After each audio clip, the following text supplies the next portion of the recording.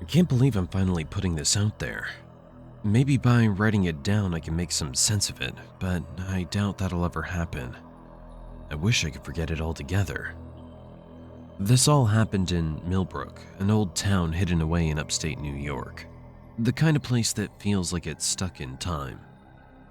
My best friend Chris and I had grown up there, but we both moved away right after high school, eager to escape the small town life. A month ago, Chris called me up with this wild idea to visit an abandoned mansion on the outskirts of town. We'd heard stories about the place as kids, rumors of occult rituals, people disappearing, but I'd always thought they were just stories. Part of me wanted to say no, to leave well enough alone. But when Chris said he'd be there with me, I figured it would be like old times.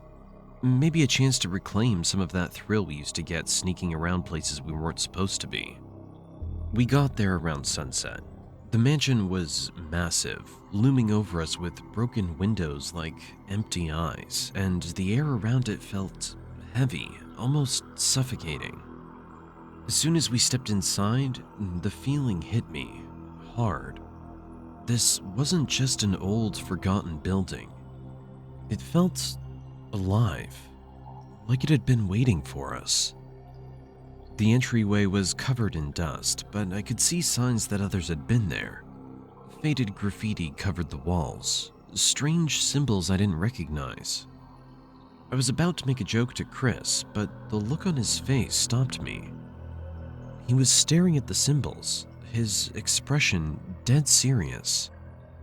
"I've seen these before," he muttered, almost to himself.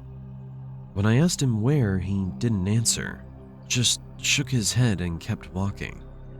We wandered through the mansion, our footsteps echoing in the silence. Every room was a frozen snapshot of a forgotten time, filled with furniture draped in sheets, as if the owner had planned to return but never did. As we made our way deeper into the house, I started to feel this creeping sense of dread, like we were intruding on something we couldn't understand. That's when we heard voices. At first I thought it was just the wind, but then I realized they were coming from the room ahead. I grabbed Chris's arm, signaling him to stop. We listened, and there it was.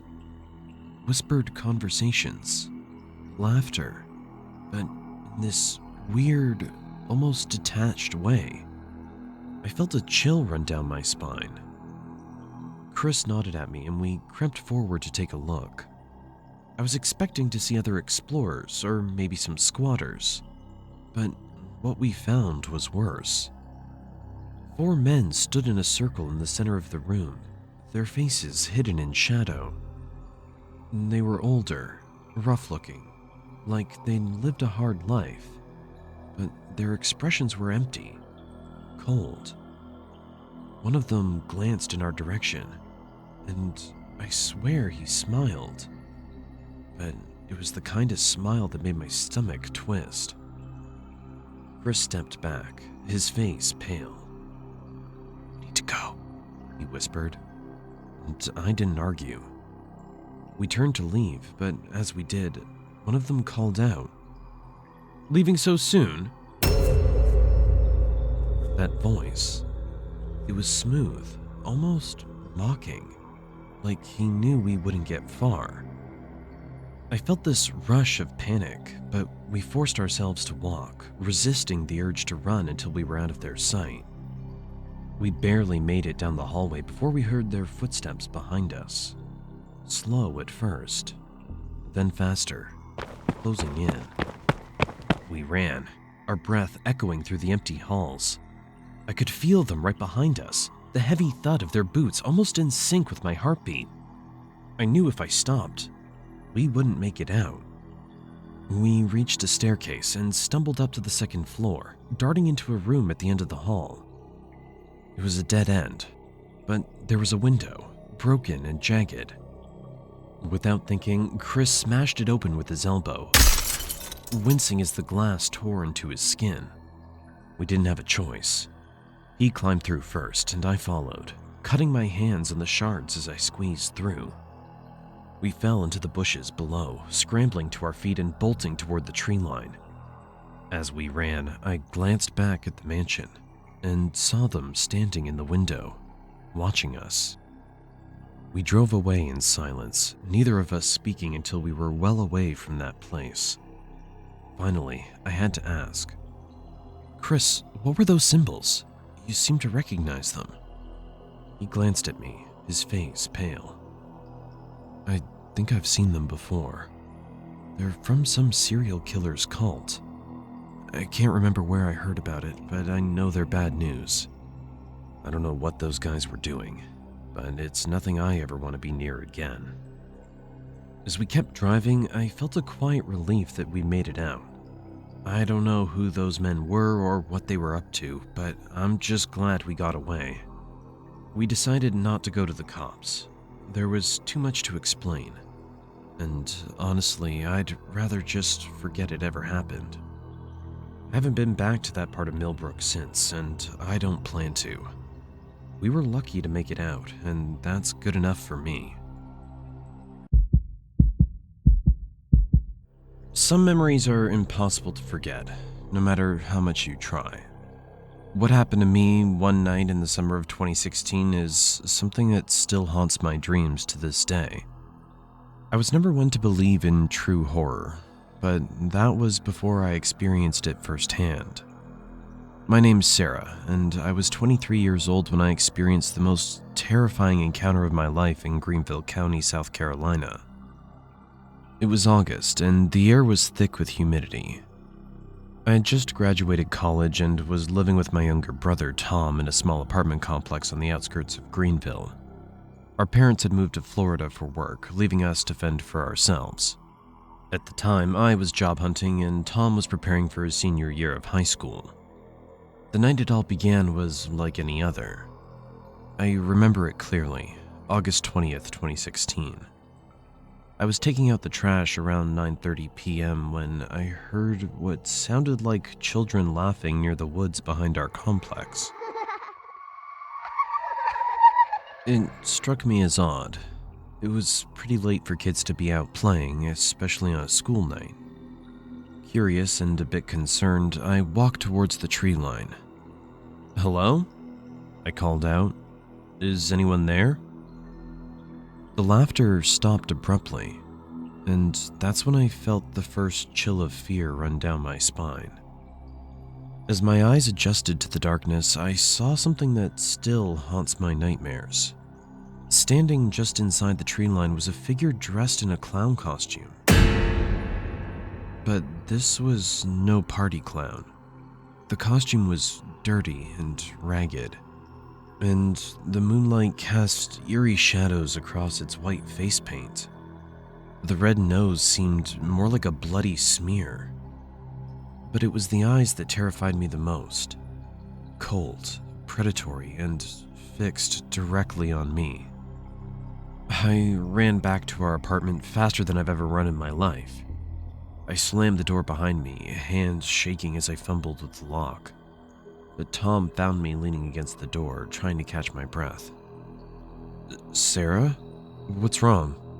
he asked, his voice laced with concern. I told him what I'd seen, but he was skeptical. "Come on, sis," he said, trying to lighten the mood. "It's probably just some kid playing a prank. You know how bored teenagers get around here." But I couldn't shake the feeling of dread that had settled over me. That night, I double-checked all the locks and slept with the lights on. The next few days were tense. Reports started surfacing on local news and social media about clown sightings in the area. Some people claimed the clowns were trying to lure children into the woods with candy or money. The police were investigating, but many dismissed the sightings as mass hysteria or copycat pranksters. But I couldn't stop thinking about what I'd seen. Was it connected to these other sightings? Was I just paranoid? I started jumping at every sound, and the woods behind our complex, once a place I enjoyed walking through, now seemed menacing and full of shadows. A week passed without incident, and I'd almost convinced myself that it was all in my head. Then came the night that changed everything. It was around 2 a.m. when I woke to the sound of Tom shouting. Heart pounding, I rushed to his room. He was standing by the window, his face pale in the moonlight. "There's someone out there," he whispered, pointing to the parking lot. I moved to the window, and that's when I saw it. The clown, standing under a flickering streetlight, staring directly at our window. In one hand, it held a bunch of colorful balloons. In the other, something that glinted in the light. A knife. My hand shook as I grabbed my phone to call 911. As I dialed, the clown started walking towards our building. Tom quickly locked the window and drew the curtains. We huddled together in the dark, listening intently. For what felt like hours, all I could hear was our ragged breathing and my own heartbeat thundering in my ears. Then we heard it. 3 slow, deliberate knocks on our front door. I clasped my hand over my mouth to stifle a scream. Tom gripped my arm so tight it hurt. We remained frozen, hardly daring to breathe. After what seemed like an eternity, we heard footsteps moving away. The police arrived about 20 minutes later. By then, there was no sign of the clown. But what they found disturbed me more than any ghostly clown could. A small teddy bear with its throat cut open, stuffed with candy sitting on our welcome mat. The officers took our statement and the bear as evidence. They promised to increase patrols in the area, but I could tell they were skeptical. One of them even suggested it might be a prank by someone who knew us. But I knew what I saw. And in the days that followed, similar reports flooded in from across Greenville County and beyond. The clown panic spread across multiple states, leading to arrests and widespread fear. While many sightings were proven to be hoaxes, some, like our encounter, remained unexplained. Tom and I moved out of that apartment as soon as we could. We couldn't bear to stay there, jumping at every sound, peering out windows at every hour. For months afterward, I had nightmares about that clown. Its cold eyes, the glint of the knife, those 3 knocks on the door. The wave of clown sightings eventually died down, but it left a lasting impact on me. I can't look at clowns or circus imagery without feeling a chill run down my spine. I've been through therapy trying to process what happened, but part of me still wonders about the true identity of that midnight stalker. Are they still out there? Was it all an elaborate hoax that went too far? Or was there something more sinister at play? I know that many people dismissed the 2016 clown sightings as a case of mass hysteria, a viral prank that got out of hand. But for those of us who came face to face with something we can't explain, the fear was all too real. To this day, when I hear unexplained laughter at night or see a flash of red and white out of the corner of my eye, I'm transported back to that terrifying summer.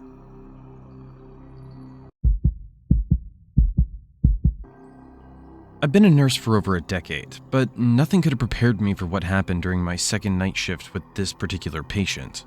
I'm sharing this story not to scare anyone, but to offer a glimpse into the mysterious events that sometimes occur in the liminal space between life and death. It was a quiet night at the hospital, the kind where the fluorescent lights seemed to hum a little louder in the empty corridors. My patient, let's call him Mr. Johnson, was in his late 80s and terminally ill. He was set to leave for home hospice the next day, his family deciding to let him spend his final days in familiar surroundings. The night before had been uneventful, with Mr. Johnson sleeping peacefully through most of my shift. But tonight was different. As I made my rounds to check vitals around 2 a.m., I could hear him before I even entered the room. He was talking loudly in his sleep, his wrinkled hands fidgeting with the bedsheets as if searching for something. I approached his bedside, gently calling his name to wake him. His eyes fluttered open, confused at first, then focusing on me with surprising clarity. "Mr. Johnson?" I said softly. "You were talking in your sleep. Were you having a dream?" A smile spread across his face, making him look years younger. "Oh, yes." he replied, his voice filled with an excitement I hadn't heard from him before. I was with my old friends. We were at our favorite bar, the one on 5th Street that closed years ago.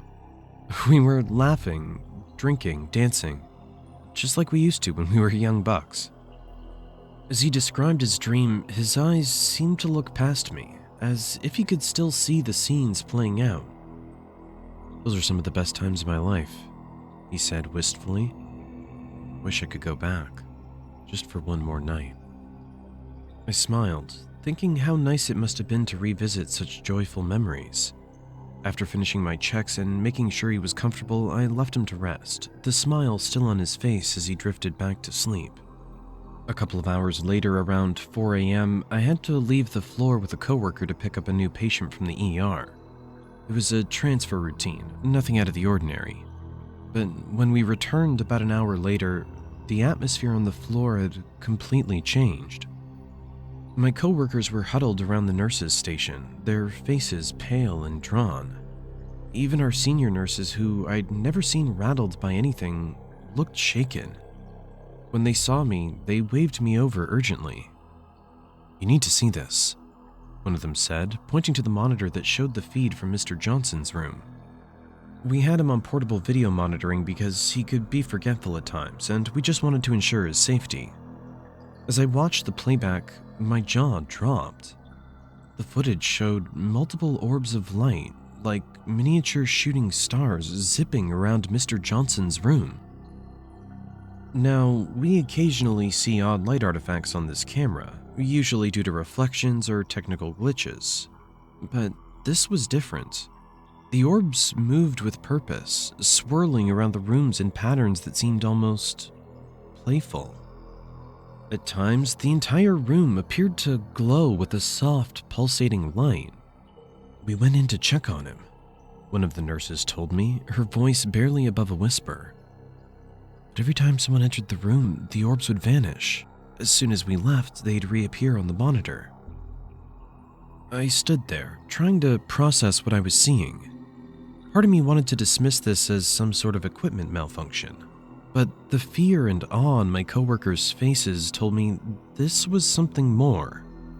Just as I was about to go check on Mr. Johnson myself, the orbs on the monitor suddenly vanished. It was as if someone had flipped a switch, plunging the room back into ordinary darkness. We all stared at the screen, waiting to see if they would return, but nothing happened. About 15 to 30 minutes later, the monitor showed Mr. Johnson stirring. To my surprise, he began to get up from the bed, something he hadn't done at all the previous night. I hurried to his room, my mind still reeling from what we'd just witnessed. As I entered, Mr. Johnson was standing beside his bed, looking more alert and energetic than I'd ever seen him since he was admitted. "Mr. Johnson?" I said, trying to keep my voice calm. "Where are you going?" He turned to me with a bright smile, then pointed to an empty space behind me. "My friends are here," he said matter-of-factly. "They want to play cards with me, just like old times." I felt a chill run down my spine. My coworkers who'd followed me into the room visibly paled. But Mr. Johnson seemed so happy, so at peace, that I couldn't bring myself to contradict him. "That sounds wonderful," I said, forcing a smile.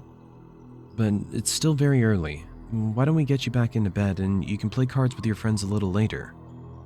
He nodded agreeably, allowing me to help him back into bed.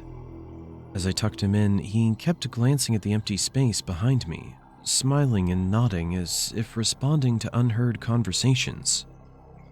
As we left the room, my coworker turned to me, her eyes wide. "Didn't that freak you out?" she whispered. But strangely, I felt a sense of calm. "No," I replied honestly. I think his friends just wanted to stop by and say hello." My coworkers thought I was crazy for being so nonchalant about the whole thing. But in that moment, I felt like I'd witnessed something beautiful and profound. Whether those orbs were real or not, Whether Mr. Johnson's friends were truly there or just a product of his fading mind, it didn't matter. In his final days, he was finding joy and comfort in memories of happier times. Mr. Johnson passed away peacefully 2 days later, surrounded by his family. I never told them about what happened that night. It didn't seem necessary. But sometimes on quiet nights at the hospital, I find myself glancing at the monitors, wondering if I'll ever witness anything like it again. It serves as a reminder that there's still so much we don't understand about life, death, and the journey between the two.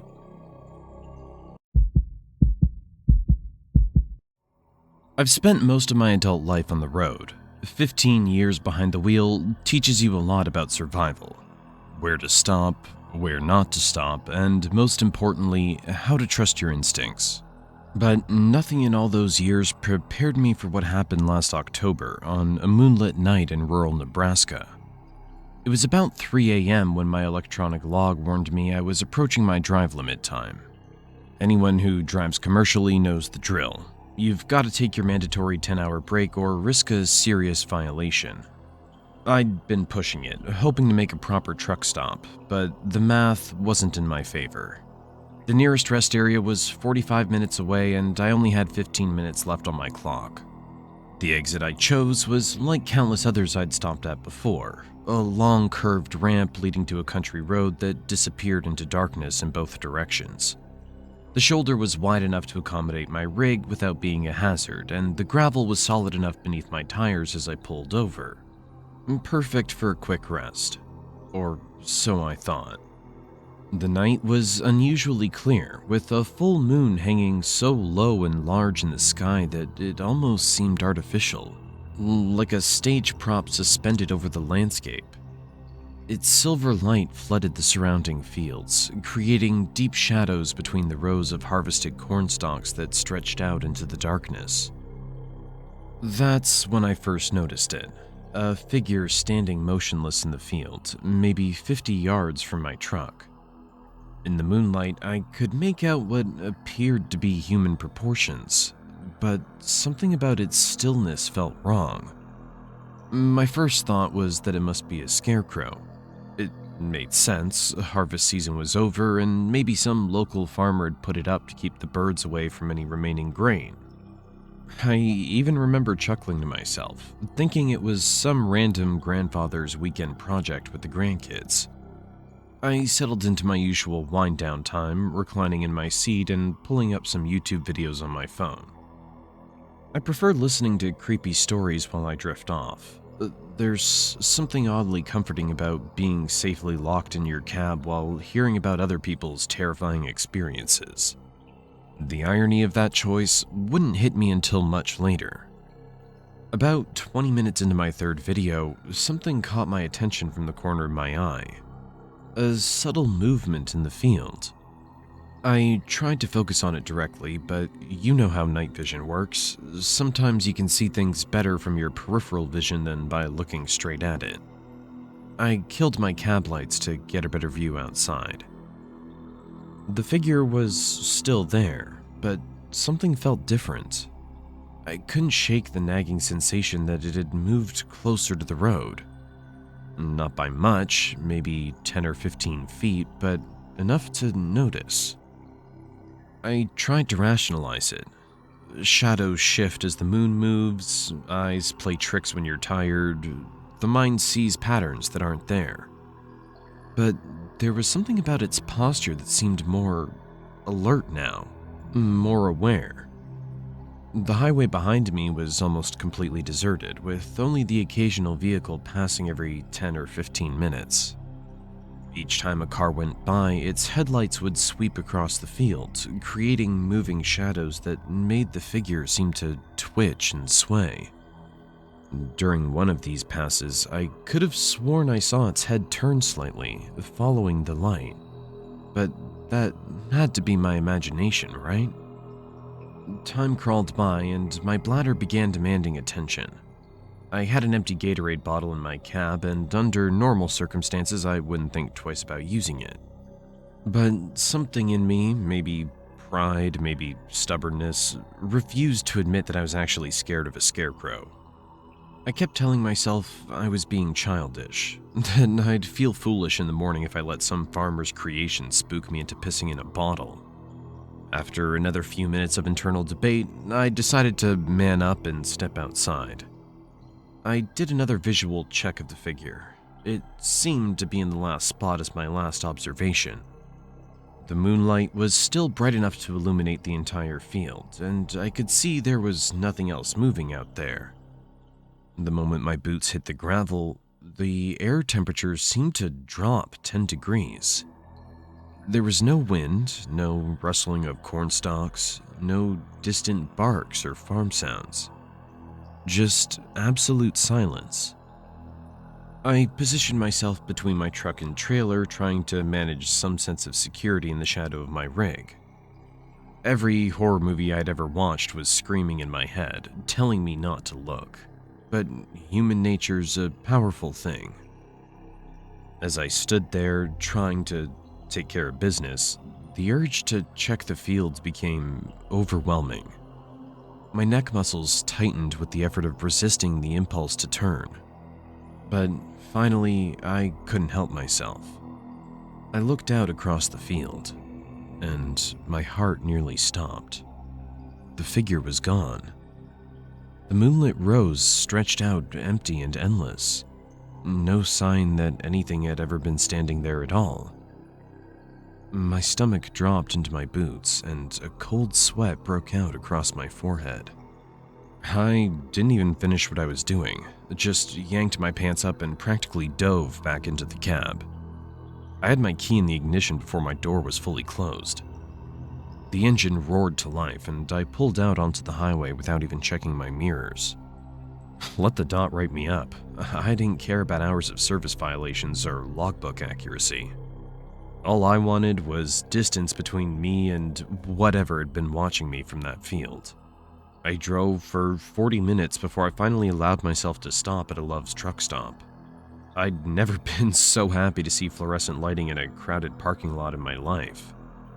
I sat there in my cab for a long time, hands shaking, trying to process what had happened. Had I imagined it all? Was I just overtired? But deep down, I knew what I'd seen. Or more accurately, what I'd seen disappear. That was 8 months ago. Since then, I've completely changed how I operate. I plan my breaks religiously, even if it means driving fewer miles or taking longer routes.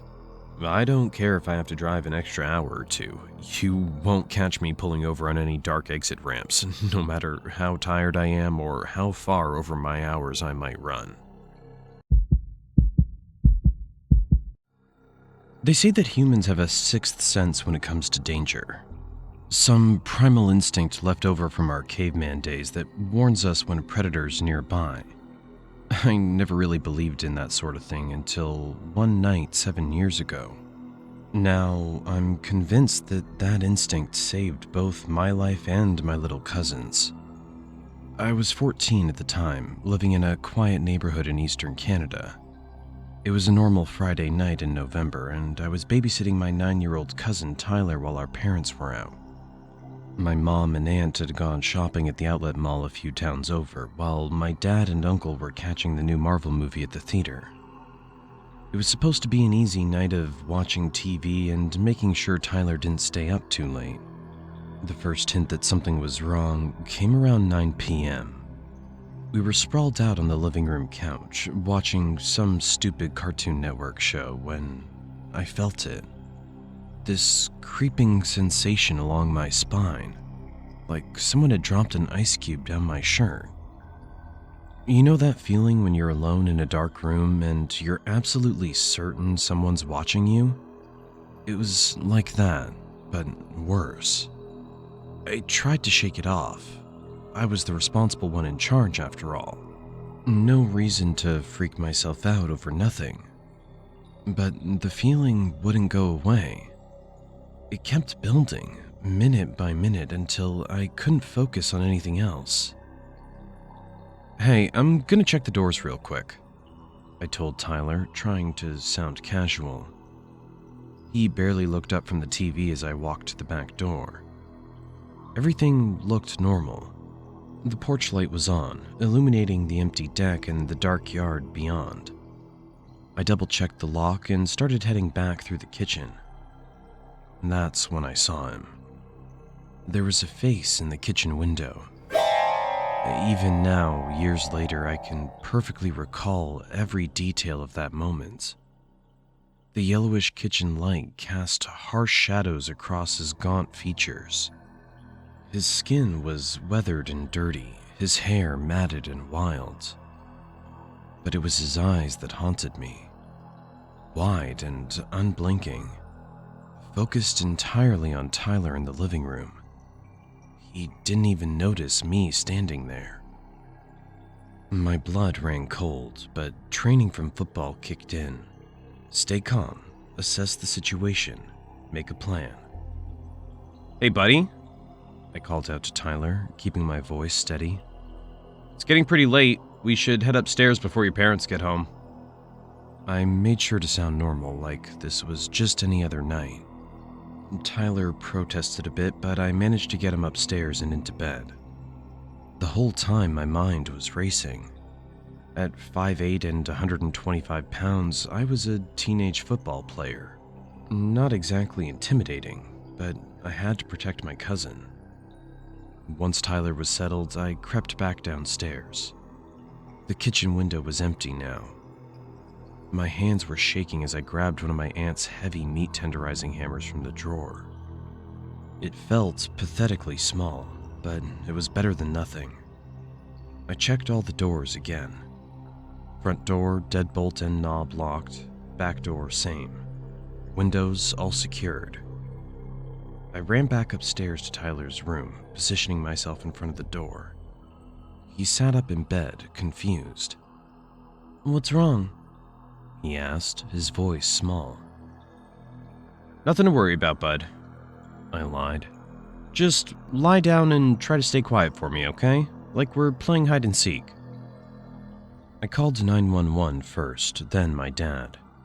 The dispatcher said officers were 30 minutes out. Dad and Uncle were 45 minutes away. I had to keep us safe until then. The sound of breaking glass downstairs shattered the silence. Tyler whimpered, and I whispered to him to hide under his covers and not make a sound. Heavy boots crunched on shattered glass and then moved through the house. Each footstep felt like an eternity. I could track his movement through the house. Living room, kitchen, dining room. The meat tenderizer was slick with sweat in my grip. My heart was pounding so hard I was afraid he would hear it. Then the boots started up the stairs. Slow, deliberate. Each creak of the wooden steps like a gunshot in the quiet house. I positioned myself behind Tyler's door, hammer raised. The footsteps reached the top of the stairs, just 10 feet from where we were hiding. A door opened, my aunt and uncle's room, then closed. Another door, the bathroom, closed. The footsteps moved away, back down the stairs. I heard the basement door open and the boots descending into the darkness below. Those 15 minutes waiting for the police were the longest in my life. When they finally burst through the door, guns drawn, I nearly collapsed from relief. They found him in the basement, huddled in a corner, mumbling to himself. Turns out he'd escaped from a mental institution one province over. He'd been surviving on the streets for weeks, breaking into homes for food and shelter. The officers found a large kitchen knife in his coat pocket. The police told us later that most home invaders check the whole house first thing, looking for residents. The fact that he methodically searched every room suggested he knew we were there. He was hunting us. I still babysit Tyler sometimes, though he's a teenager himself now. We never talk about that night, but sometimes I catch him checking the locks, peering out windows, listening for footsteps. That primal instinct that warned me of the danger that night, it never really goes away. To anyone reading this who thinks it can happen to them, trust your gut. When something feels wrong, it probably is. That creepy feeling might just save your life. It was one of those weekends where I just needed to get away from campus for a bit and head back home. The 4-hour drive between my college and my hometown always felt a little long, but there was something comforting about making that familiar journey, especially when I knew I'd be staying at my mom's cozy ranch house in the countryside. My parents had been divorced for years, but they still lived in the same county, so I would alternate between their places when I came home. That particular weekend, I was staying with my mom, partly because her place had more space and also because my dad's small apartment just didn't have the same homey feel. I'd been out late with some friends, catching an underground techno DJ set at a local bowling alley. It was the kind of scene I'd never imagined myself in back in high school, but college had really opened my eyes to all sorts of new experiences. As the night wore on, I found myself getting more and more exhausted. By the time I finally hit the road again, it was the wee hours of the morning, the witching hours, they say. The drive back to my mom's place was always a bit eerie in the dead of night. The country roads leading to her house were dark and winding, with only the occasional farmhouse or barn to break up the endless sea of blackness. Most of the time, I was the only car on the road for miles. But on this particular night, as I was mindlessly cruising along, I noticed a pair of headlights in my rearview mirror. At first, I didn't think much of it. Maybe it was just another late-night traveler like myself. But as the car behind me drew closer, I realized it was staying uncomfortably close to my bumper, swerving back and forth in a way that made my heart start to race. I gripped the steering wheel tighter, my knuckles turning white. Part of me wanted to slow down to let the other car pass, but something about the way it was behaving set off alarm bells in my mind. What if this was some kind of road rage incident? Or worse, what if the driver had more sinister intentions? As the miles ticked by, the car remained glued to my rear, its headlights oscillating in my rearview mirror. I glanced anxiously at the speedometer, debating whether to speed up or take the next turn. But the thought of leading this strange car back to my mom's isolated house filled me with dread. Desperate to lose my pursuer, I started making sharp turns down side roads, weaving through the darkness in a futile attempt to shake them off. But no matter what I did, they stayed right behind me, their vehicles swerving, becoming more and more erratic with each passing mile. Finally, in a moment of pure panic, I decided to head back towards the city, where the roads would be better lit and hopefully busier. As I merged onto the state highway, I glanced in my rearview mirror, half expecting to see the car disappear. But it was still there, matching my speed. My heart was pounding in my ears as I frantically scanned the road ahead, looking for any sign of other drivers or a safe place to pull over. But the highway was deserted, save for the persistent car behind me. In a last-ditch effort, I made a split decision. I abruptly swerved across all 3 lanes, barely making the exit ramp in time. The sudden maneuver seemed to catch the other driver off guard, and I watched in my rearview mirror as their car missed the exit, disappearing down the highway. Without hesitating, I floored it, speeding through the city streets until I reached the familiar roads leading to my mom's house. Every time a pair of headlights appeared in my mirror, I flinched, certain that the swerving car had caught up with me. But I made it back to the ranch without incident, my nerves frayed and my hands shaking. To this day, I can't drive that stretch of country road at night without feeling a sense of unease. What was that other driver's deal? Were they just a reckless idiot, or was there something more sinister at play? The unanswered questions haunt me, a lingering reminder that even the most routine journeys can sometimes take an unsettling turn. Of all the Halloween stories I could share, this one stands out because it's completely true, though most people don't believe me when I share it. That particular Halloween had started normally enough. I remember spending the afternoon helping my parents decorate our house, my dad on the ladder hanging ghost lights along the gutters, while my mom arranged ceramic pumpkins and plastic tombstones across our front lawn.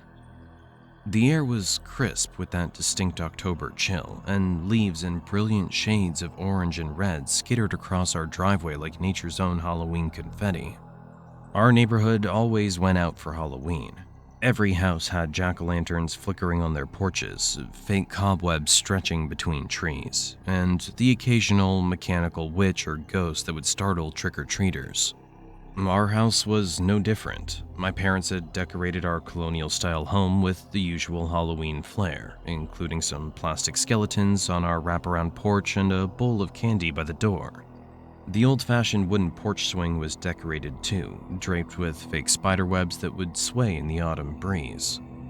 On Halloween night, after all the trick-or-treaters had gone home and my parents had turned off the porch light, they let me stay up late watching horror movies on TV, a special Halloween treat. Most kids my age would have been in bed by then, but I loved these late-night privileges.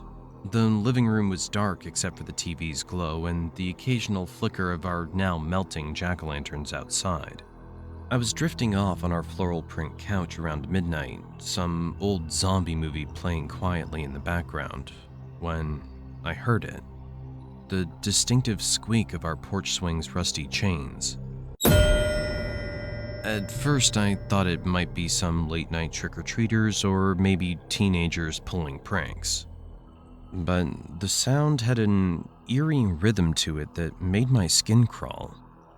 Heart pounding, I crept toward our bay doors, carefully pushing aside the fake cobwebs we'd hung there. What I saw through the glass made me freeze in terror. There, illuminated by our dying jack-o'-lanterns, sat a woman in her 50s, wearing nothing but a white nightgown. But this was no Halloween costume. The nightgown was covered in real, dark blood, and in her right hand, she clutched a large kitchen knife that caught the orange light as she slowly rocked back and forth. I ran screaming to my parents' room, but terror had stolen my ability to form words. My father, probably thinking I was just scared from the horror movies, got angry when I finally managed to stutter out what I'd seen. "This is ridiculous," he growled, grabbing my arm. "It's just Halloween decorations playing tricks on your eyes." Despite my hysterical protests, he dragged me toward the front door, determined to prove me wrong. The fake skeleton on our porch rattled against the siding as he yanked the door open, declaring, "See, there's nothing that..." Words died in his throat. The woman slowly turned her head toward us, her face illuminated by the jack-o'-lantern's flickering light. She rose to her feet, the bloody knife glinting orange in the darkness. My father slammed the door so hard our plastic decorations fell from the walls. While my mother called the police, my father retrieved his 12-gauge shotgun from the gun safe. He cracked the door just enough to point the barrel through the gap, past our now toppled candy bowl. "What are you doing here?" he demanded, his voice steady despite his fear. Her response was chilling. "Somebody killed my husband, but it wasn't me." Her voice had a sing-song quality that was more terrifying than any Halloween sound effect I'd ever heard. When my father mentioned the police, she let out a laugh that would have put any horror movie villain to shame, and then disappeared into the darkness, still clutching her bloody knife. My uncle, who lived next door and had his own elaborate Halloween display, had been warned by my father's phone call. He was waiting on his decorated porch with his shotgun when she walked past. "Keep moving," he told her, the orange glow of his own jack-o'-lanterns casting strange shadows across his face. The police found her 15 minutes later, trying to break into another decorated house down the street. We later learned she lived nearby and had stopped taking her psychiatric medication. She and her husband had fought that night, and when she attacked him with the knife but failed to do serious harm, she turned the blade on herself. either attempting suicide or trying to frame him. That Halloween changed me forever. I never watched horror movies in the living room again, and to this day I can't stand the sound of porch swings. Every Halloween when I see houses decorated with fake blood and plastic knives, I remember that night. The real blood, the real knife, and the woman on our porch swing who proved that the scariest things on Halloween aren't the decorations or costumes, but the horrors that can show up uninvited at your door. Years later, I learned more disturbing details about that night. Apparently, before coming to our house, the woman had wandered through several other Halloween parties in the neighborhood. People thought she was just another parent in a creative costume. After all, who looks twice at someone covered in blood on Halloween night? Some kids even complimented her on her realistic outfit. It wasn't until she started rambling about her husband and brandishing the very real kitchen knife that people realized something was terribly wrong. The following Halloween, our neighborhood formed a community watch program. Parents started accompanying their kids in larger groups, and every house installed motion sensor lights. My father added security cameras, though I suspect that was more for my peace of mind than actual necessity. The woman was institutionalized, but the fear she brought to our street lingered like a ghost story.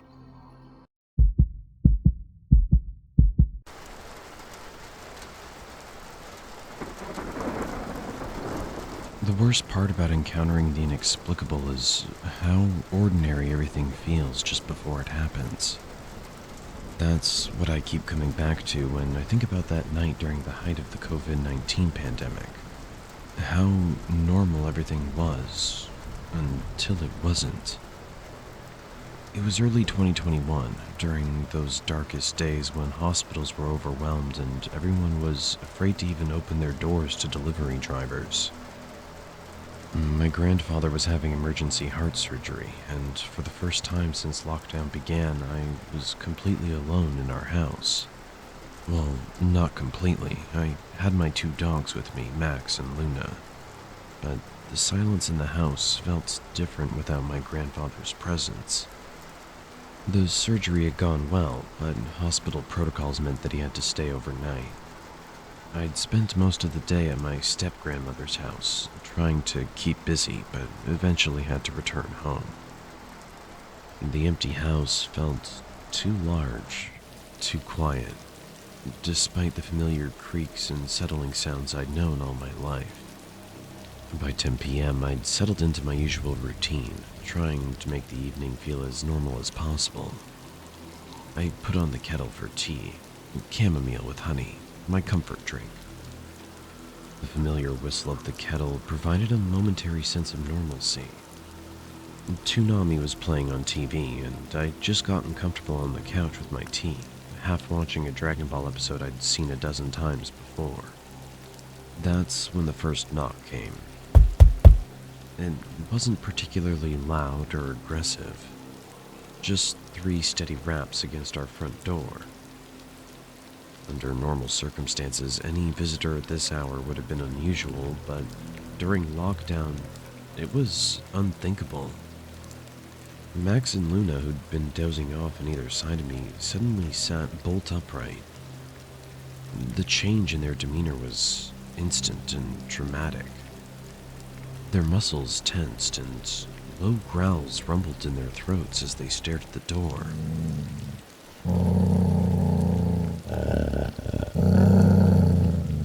My first instinct, oddly enough, was to answer it. I actually stood up, thinking I should put the dogs in the bedroom first. And that's when Luna, my usually gentle shepherd mix, did something she'd never done before. She bit my hand. Not hard enough to break the skin, but firmly enough to pull me back from the direction of the door. The knocking came again, and this time, something moved in my peripheral vision. Through the front window, a small face peered in. It belonged to a boy, maybe 8 or 9 years old, with brown hair and freckled skin. But something was wrong with his eyes. Where there should have been white and iris and pupil, there was only darkness. Absolute, complete blackness that seemed to absorb the light around it. "Ma'am?" His voice was clear despite coming through the window glass. "Can you open the door? We came to play with A." A cold sensation washed over me. A was my little sister's name, but she'd never lived in this house. She stayed with our mother across town.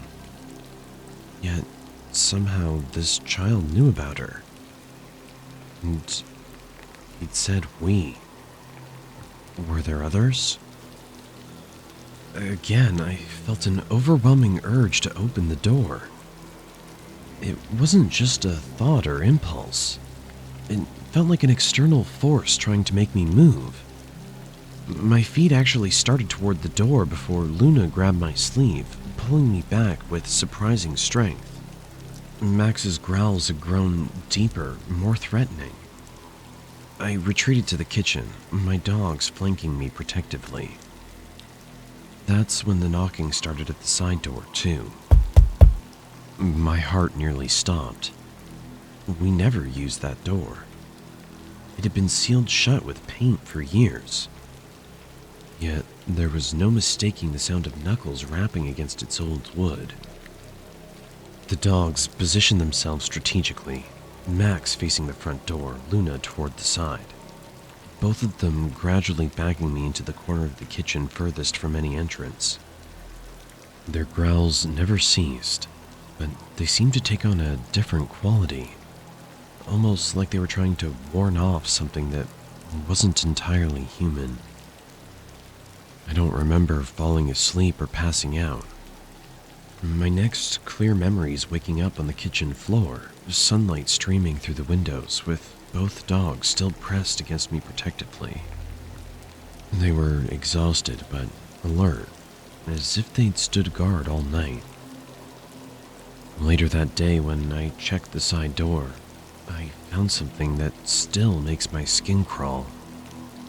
Small handprints in the decades-old paint, as if tiny fingers had been pressed against it from the outside. But the paint wasn't broken or disturbed. The prints seemed to have been made without actually touching the surface. My grandfather came home the next day, and life gradually returned to what passed for normal those days. But something changed in me that night.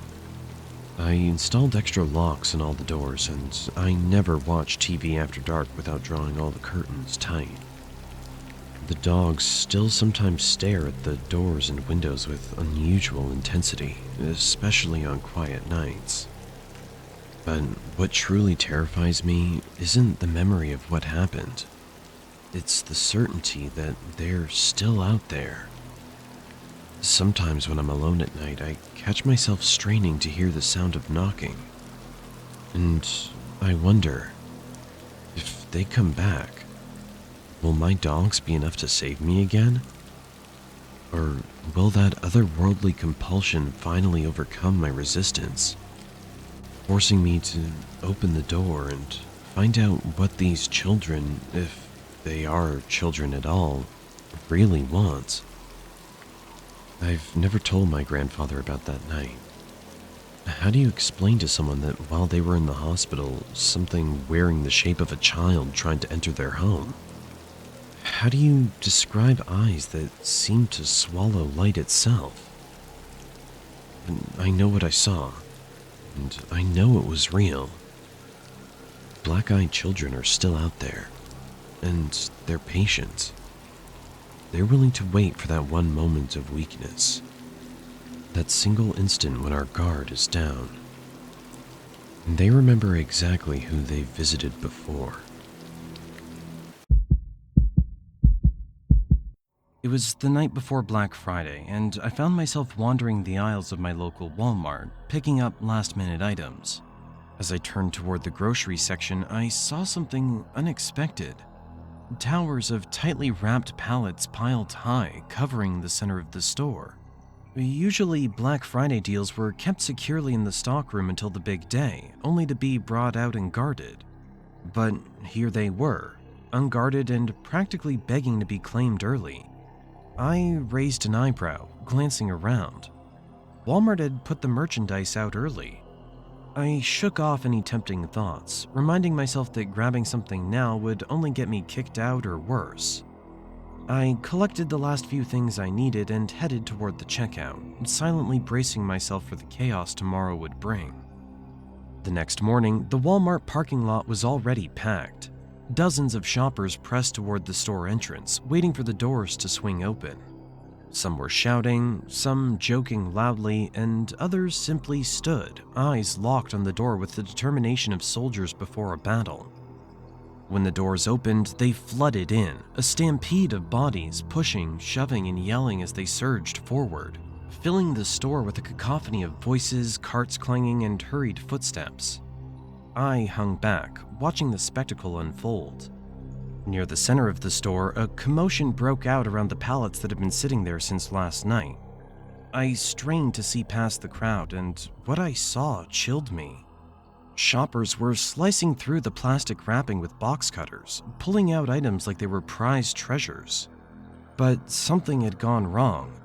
In the middle of a crowd, a young employee was trying to stop them, his face tight with frustration. "Please, folks, step back!" he yelled, waving his hands. "We're not opening these until the clock hits 10. Store policy!" But his voice was swallowed up by the noise around him, and the shoppers ignored him, some shouting profanities, others ripping the wrapping faster. One shopper, a man in his 50s with a look of sheer determination, turned his attention to the employee and muttered something I couldn't hear.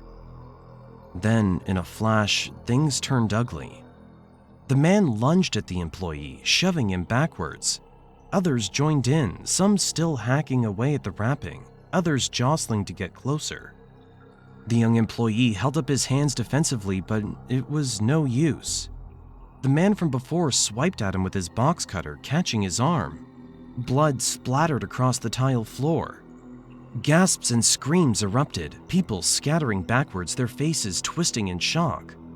The young employee staggered, catching his arm, his face a mask of pain. But instead of backing away, the man smirked and shoved him again. Time seemed to slow as I watched, paralyzed. The crowd was split between those frozen in horror and those who kept grabbing merchandise, unfazed by the bloodshed around them.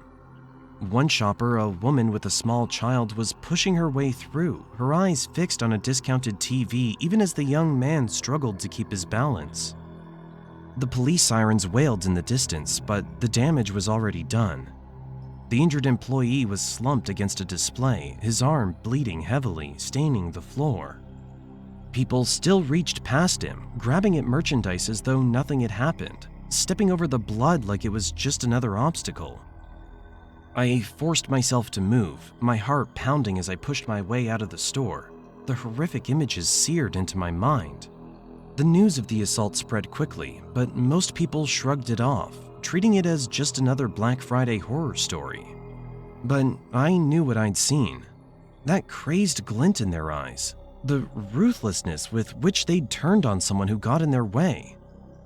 It was a sobering reminder of just how far some people would go when given the chance, when faced with a few dollars worth of savings. I never went back to that Walmart. Even thinking about the place brought the memory back in vivid detail. The crimson-stained tiles, the shocked look on the young man's face, and the absolute disregard for human decency in that crowd. I wondered how many others had walked away from that day with the same haunting memory, or if they'd chalked it up to just another part of Black Friday madness. I only knew one thing. There was no deal in the world worth that kind of horror. I've always loved Thanksgiving. The warmth of family gathering, the familiar faces, the comforting smells of turkey and pumpkin pie. But last year's Thanksgiving changed everything. What happened that night still haunts me, makes me question every stranger I meet and every coincidence that seems too perfect. It was around 4 p.m. when the doorbell rang. Mom was busy basting the turkey and Dad was watching football with my Uncle Pete. I remember hearing Grandma's surprised "oh" from the foyer, followed by an unfamiliar male voice that seemed to carry an unsettling eagerness. Martha! Bill! It's been so long! The voice called out. My grandparents exchanged confused glances before the stranger walked into our living room. He was tall and thin, probably in his late 60s, wearing an outdated brown suit that hung loosely on his frame. His gray hair was neatly combed back, and he carried a small gift bag that he kept clutching nervously.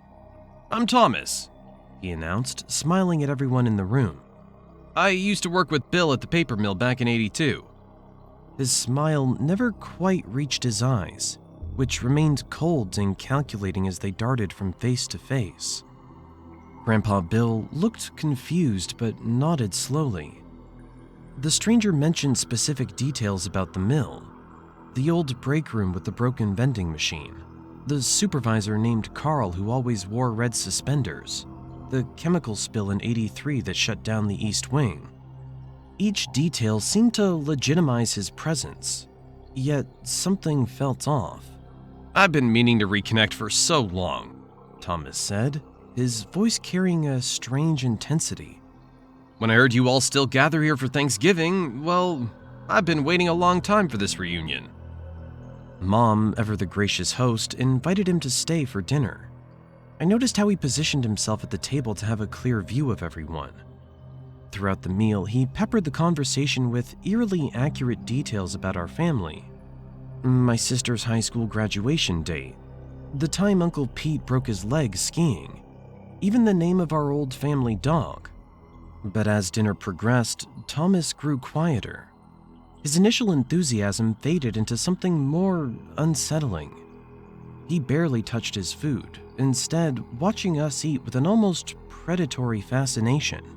His right hand kept disappearing beneath the table, and his smile had transformed into something that made my skin crawl.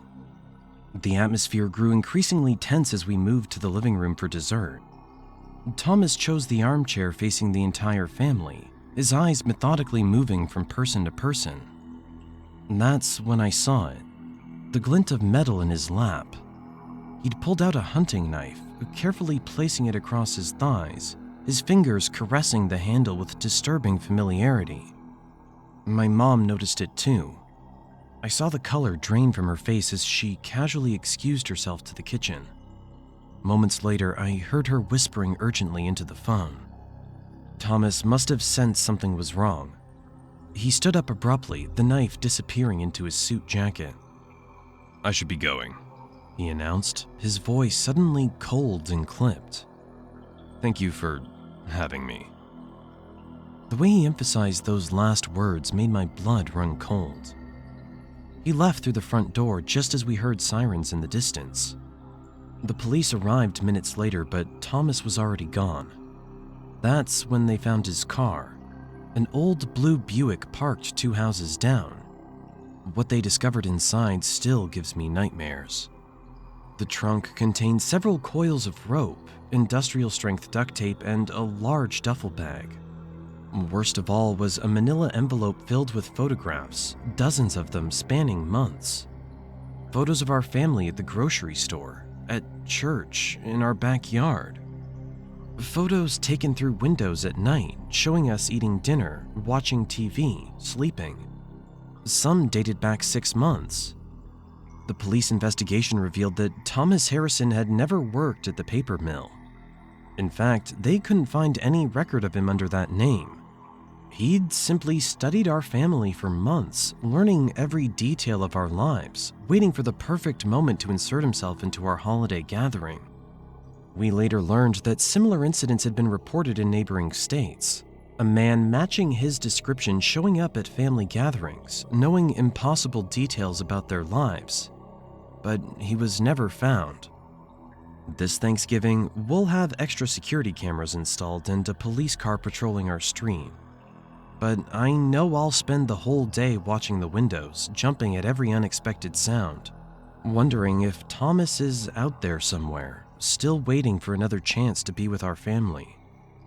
Sometimes, late at night, I think about those photographs and I wonder, how many more is he taking right now? How many other families are being watched by those cold, calculating eyes? And most terrifying at all, what was his real plan for our family that night if Mom hadn't noticed the knife? The police told us we were lucky, but luck doesn't explain why he chose us, why he spent months studying our lives, or why he left so suddenly. Part of me feels like he's still out there, watching, waiting, planning. After all, he said he'd been waiting a long time to be with our family. Something tells me he's not done waiting yet.